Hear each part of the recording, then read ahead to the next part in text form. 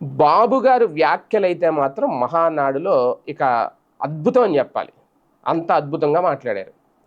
ఇవ్వాల్సిన కౌంటర్లు ఇచ్చారు, చెప్పాల్సిన వ్యాఖ్యలు చేశారు, వార్నింగ్లు ఇచ్చారు.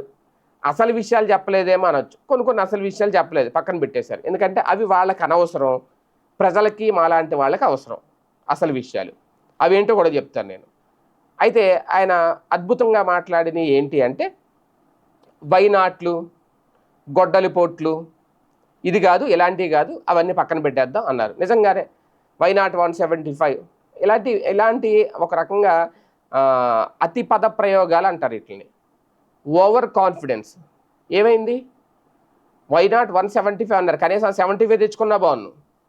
లేదు, అక్కడ చివరికి 175 పోగా అది ఏ నెంబరో తెలియదు, 11 సీట్లు ఎలా వచ్చినాయో తెలియదు, అనుకోకుండా 11 వచ్చినాయి. పరువు పోయింది ఒక రకంగా. 175 స్థానాల్లో మేము గెలుస్తాం రాసి పెట్టుకో అని చెప్పి 11 స్థానాల్లో గెలవడం అంటే అది ఏమంటారు దాన్ని? ఖచ్చితంగా ఇప్పుడు అదే వీళ్ళకి ఛాన్స్ వచ్చింది. మేము అలా గొప్పలు చెప్పుకోం, అలాంటి ప్రగల్భాలు పలకం, అలాగని చెప్పి ఎవరిని గొడ్డలతో నరికియ్యం. వివేకానంద రెడ్డి గారు హత్య గురించి అది మాట్లాడారు. గొడ్ల పోట్లు, వైనాట్లు ఇలాంటివి ఏమీ ఉండవు. అద్భుతమైన ప్రాస పలికారు అక్కడ చంద్రబాబు గారు లాస్ట్ రోజు, 3వ రోజు. ఏముండవు, అభివృద్ధి, సంక్షేమం, దీని దిశగానే రాష్ట్రాన్ని డెవలప్ చేస్తాం, ప్రపంచమంతా ఆంధ్రప్రదేశ్ రాజధాని వైపు చూసేలా చేస్తాం చెప్పడానికి బాగానే ఉన్నాయి. ఇందాక చెప్పాను కదా, ఎందుకే అవసరమైనవి పక్కన పెట్టేశారు, దాని గురించి కూడా మాట్లాడుకోవాలి. ఏంటి అవసరమైనవి అంటే, ఏదైనా ఒకటి తీసేసినప్పుడు ఎందుకు తీసేసామో చెప్పాలి, అంతే కదా.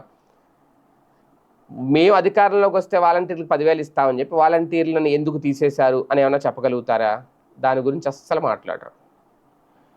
రేషన్ వాహనాలు ఉంటే దానివల్ల చాలామందికి ఉపాధి కలుగుతుంది, అంతేకాకుండా డోర్ డెలివరీ సరుకులన్నీ ఇంటికే వెళ్తున్నాయి, మంచి వెసులుబాటు.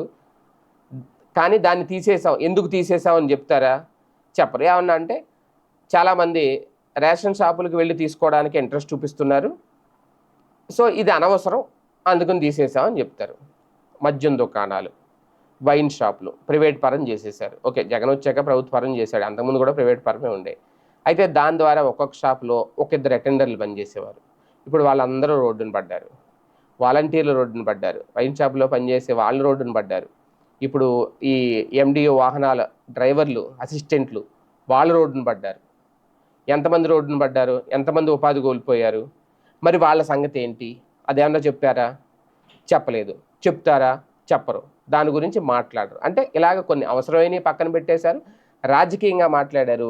ఫైనల్గా ఏంటి అంటే, మళ్ళీ మనమే అధికారంలోకి రావాలి, జగన్ ఎప్పుడూ అధికారంలోకి రాకూడదు, కంటిన్యూగా తెలుగుదేశం పార్టీ కూటమి ప్రభుత్వం అధికారంలో ఉంటేనే ఆంధ్రప్రదేశ్ రాష్ట్రం బాగుంటుంది అనేది మహానాడు వేదికగా ఫుల్ క్లారిటీ ఇచ్చారు ప్రజలకి. ప్రజలు డిసైడ్ చేసుకోవాలి ఏం చేయాలి అనేది. 4 ఏళ్ళు ఉంది ఇంకా డిసైడ్ చేసుకోవడానికి.